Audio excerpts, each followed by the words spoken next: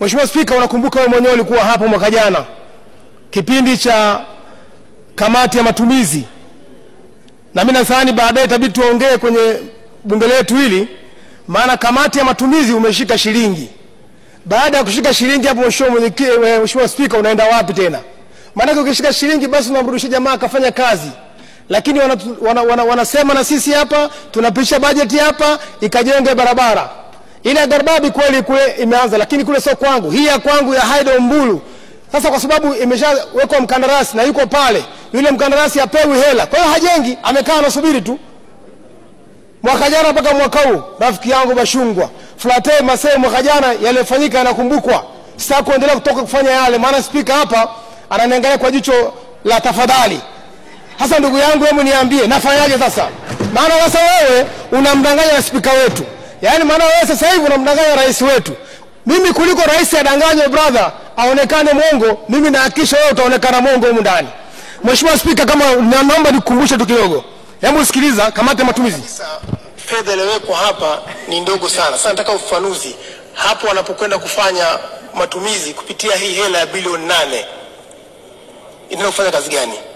Hiki kifungu hapa ilipoandikwa 4114 kwa maana 1114. Karatu, Mbulu, Haidom, Sabiti, Lalago, Maswa mmetenga bilioni 8. Inaenda kufanya nini? Kujenga kiwango cha lami, kuweka changarawe au kujenga daraja? Mheshimiwa Mwenyekiti, tunakwenda kujenga barabara hii kwa kiwango cha lami kutoka Laibai mpaka Haidom section yenye urefu wa kilomita 25. Bilioni 8 ukiweka, kwa sababu ukija ukichukua advance payment ya barabara hii pengine ni bilioni 2 ama bilioni 3 tu. Kwa vile hiyo pesa tutalipa advance payment na itakao baki tutaweza kulipa certificate nyingine. Sababu barabara yenyewe inaweza kuchukua miaka miwili kujenga. Hatuhitaji kuweka pesa zote wakati huu. Naomba kuwasilisha Mwenyekiti. Haya, Mheshimiwa Flatei ameelewa kwamba ni kiwango cha lami. Mheshimiwa Spika, unasikia wewe mwenyewe umesema nimeelewa kiwango cha lami. Sasa leo hakuna kiwango cha lami. Mheshimiwa Spika, nisaidie, tunafanyaje? Shilingi tumeshika, mimi umeniambia nimeelewa na nimekubali. Sasa hapa tunadanganywa au tunapigwa chenga? Kwa nini sasa kiwango cha lami kimeshaonekana? Tumepitisha bajeti ya matumizi tayari. Ngoma imekwenda kuanza. Leo mwaka mzima mkandarasi yuko site anakaa. Yuko mle bwana. Mchina yuko mle bwana anakaa.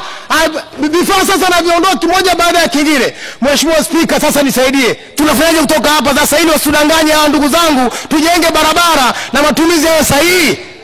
Mheshimiwa Spika, hii tatizo ni kubwa sana. Inawezekana huyu waziri ametangulia amesema, lakini Mheshimiwa Bachungwa anakwenda. Tatizo ni nini? Ambako fedha sasa havipelekwi. Bilioni 8 tu, kumbuka barabara imesema inakwenda kujengwa, mkandarasi yuko site. Mimi nimfanye nini mkandarasi? Niende nikaambia bwana sepa ondoka, anazungumza Kichina, hata Kiswahili hajui chini, tutamalizana pale. Hasa ombi langu ndugu yangu, umemweka pale, weka hizi pesa basi, au tuambie pesa wapeleka wapi? Mheshimiwa Mwenyekiti, Mheshimiwa Spika, ni shida hii. Shida kubwa zaidi tumefika mpaka hapa. Rais amekubali, yuko vizuri. Hakuna rais anayesikia kama Mama Samia Suluhu Hassan. Mungu amsaidie sana. Sasa hapa chini yake hapa kuna shida. Mheshimiwa Spika, tubadilishe namna ya kuwahukumu au kuwasimamia. Hii ya baada ya kushika shilingi hapana, sio sawa sawa. Tuisimamie bajeti hii sipite, wakajipange warudi hapa tukatengeneza. Mheshimiwa Spika, tukiwapitishia watazoea.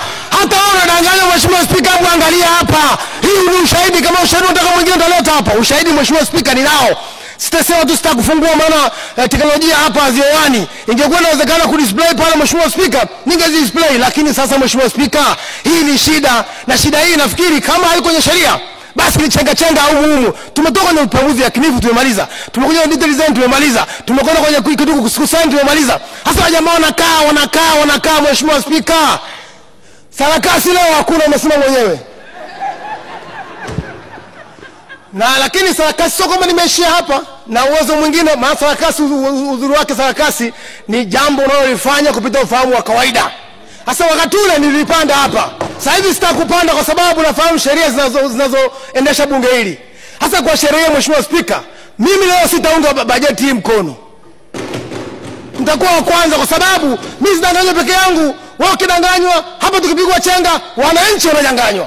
Leo ukienda Mbulu, Mheshimiwa Spika, hakuna gari unaweza kupanda zaidi ya cruiser.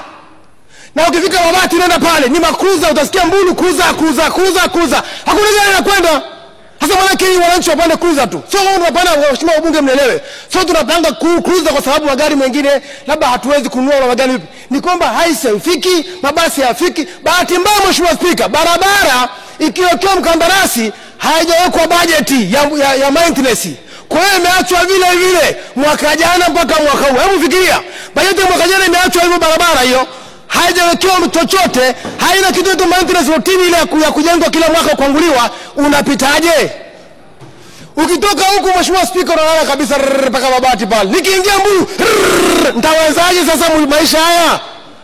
Basi kama wameshindwa wasikujenga kwa kutumia lami, wale wakandarasi wako kule, siweke hata basi gani pesa ya kukwangua pale, wananchi wapite kama kawaida. Mheshimiwa Spika, tangu dunia imeanza sio hatujawahi kuona lami, na lami ina umuhimu. Ukiangalia kwa mikoa hii ya kwetu, mikoa minne, mkoa wa Arusha maana yake unatoka Karatu kuja Mbulu ni mkoa huo, maana yake Mbulu iko Manyara. Kutoka Mbulu hiyo unapita Mbulu mjini unakuja Dongowezi, unakuja wapi? Haidom.